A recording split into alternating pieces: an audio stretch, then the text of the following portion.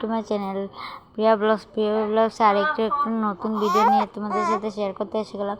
তো বন্ধুরা আজকে সকাল সকাল উঠি আজকে চাটা বানিয়ে নিচ্ছি। আর আজকে বন্ধুরা ব্লগটা একটু অন্যরকম হতে চলেছে। তো বন্ধুরা ফার্স্ট থেকে লাস্ট অবধি দেখো, তোমরা দেখতে ভুলবেন না কিন্তু। তারপর যাই হোক, আজকে সকালে উঠে চাটা বানিয়ে নিলাম। চাটা বানানোর পর তো তোমরা তো দেখতে নিলে, আমি 4 কাপ বার করে নিলাম। তারপর সবাইকে আমি চাটা দিয়ে আমিও খেয়ে নিলাম। তো যাই হোক, এদিকে আমার কাকু এসেছিলো, তাদের কাকুর সাথে কথা বলে আমি এদিকে কাজও শেষ করে নিচ্ছি। আর দেখো, এদিকে চাটা খেয়ে এদিকে আমি ঘরটা ঝাড় দিয়ে দিচ্ছি, কেন কি ঘর ঝাড় দিয়ে তারপরে আমি ঘরটা মুছে নেব। তো যাই হোক, এদিকে আমার ননদ আর আমার শাশুড়িমা যাবে একটু শপিং করতে। তো যাই হোক বন্ধুরা দেখো, ওরাও এদিকে রেডি হয়ে যাচ্ছে। আমিও বললাম তোমরা জলদি এসে যা, নামাতে আমার সোনামা উঠলে আর আমি কিছু কাজ করতে পারবো না।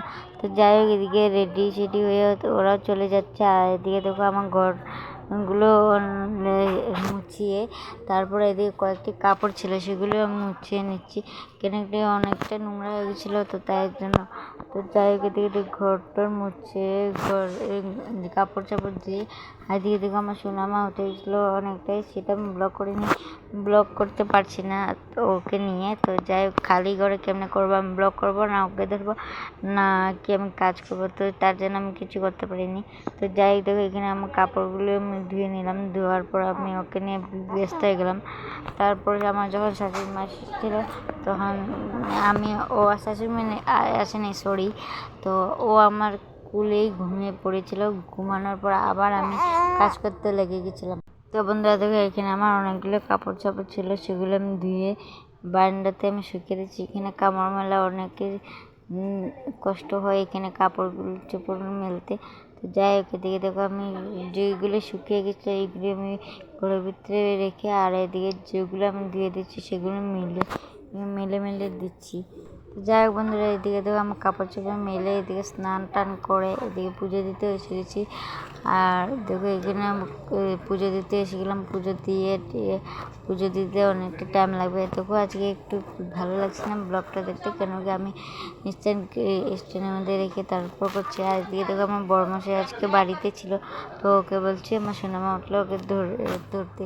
তো যাই হোক, ওকে ধরে ওকে নিয়ে ও খেলাধুলা করছিল, ও উঠে গেছিলো অনেকটা ঘুম পাতলা। ওরও একদিন হলে ঘুমাবে আর একদিন ঘুমাবে না, আর একদিন টাইমে ঘুমাবে, একদিন বেটাইমে ঘুমাবে। তো সে করে ও চলছে, আমার ভালো লাগে না। কেন ও যদি দেরি করে ঘুমায় তো আমার কাজটা অনেকটাই লেট হয়ে যাচ্ছে, তার জন্য আমি ব্লগ দিতে পারি না, শেয়ার করতে পারি না তোমাদের সাথে। তো যাই হোক, এদিকে দেখো আমি তোমাদের সাথে কথা বলতে গেলে আমার পুজো টুজো দেওয়া হয়ে গেছে। আর এদিকে দেখো আমার সোনামা কান্না করছে ওদিকে ও খেয়ে নেবো বলে। তো যাই হোক, এদিকে দেখতে পাচ্ছি আমার পুজো সব কমপ্লিট। পুজো দেওয়ার পর এদিকে আমার শাশুড়ি মা এসেগুলো ওকে নিয়ে খেলাধুলা করছিল, কেন কি আমি ওকে নিয়ে একটু কাজ করতে পারি না, অনেকটা যন্ত্রণা হয়।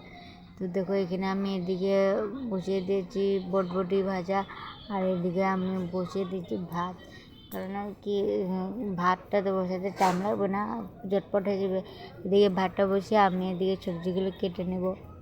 তো যাই হোক, এদিকে দেখো আমার শাশুড়ি মা ওকে নিয়ে খেলাধুলা করছে, আর আমি এদিকে দেখো এদিকে ওর সাথে শাশুড়ি মার সাথে কথা বলে এদিকে আমার কাজগুলো কমপ্লিট করে। তো বন্ধু দেখি এদিকে আমার রান্নাবাড়া সব কমপ্লিট হয়ে গেছে। কী রান্না করছে দেখো, ডিম কারি আর বাঁধাকপি আর বটবটি ভাজা।